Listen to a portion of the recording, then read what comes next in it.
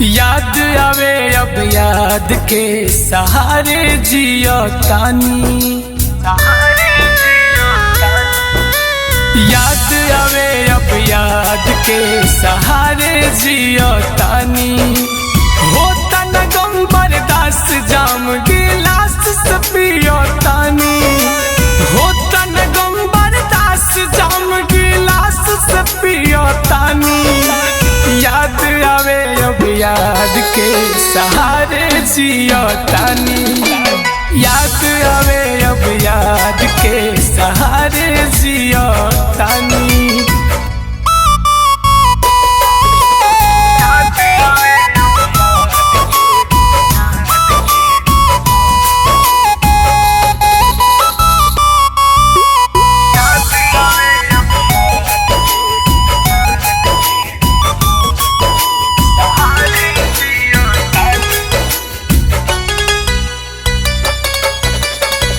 जियब कैसे करब कायब रहब कौन हाल में।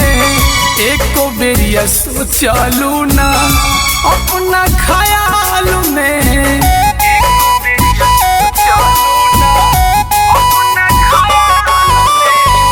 जियब कैसे करब कायब रहब कौन हाल में।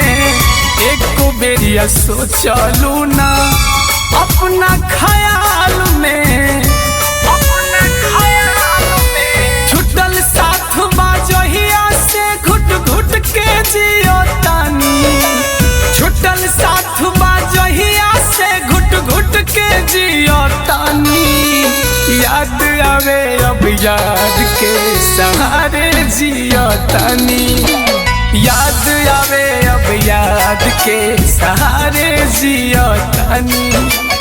होता न गम बर्दाश्त जाम गिलास से पियो तानी।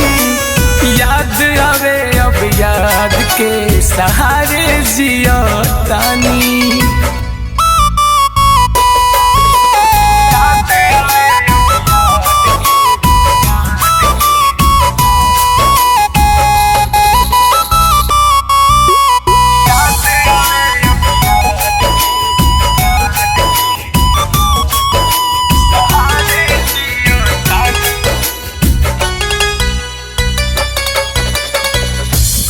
दिहल दिलिए दिल खिया के हाथ खीर हो। नैया लगा के भैनी पागल फकीर हो।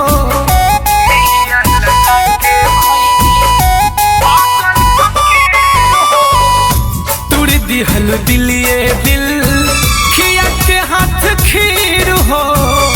नैया लगा के भैनी पागल फकीर हो। रोग हरेंद्र बुरा है सब जन से कहतानी।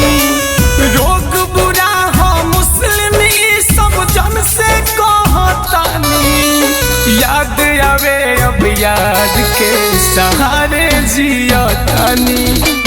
याद आवे अब याद के सहारे जियो तानी। होता न गम बर्दाश्त जाम गिलास से पियो तानी। याद आवे अब याद के सहारे जियो तानी। याद आवे अब याद के सहारे जियो तानी।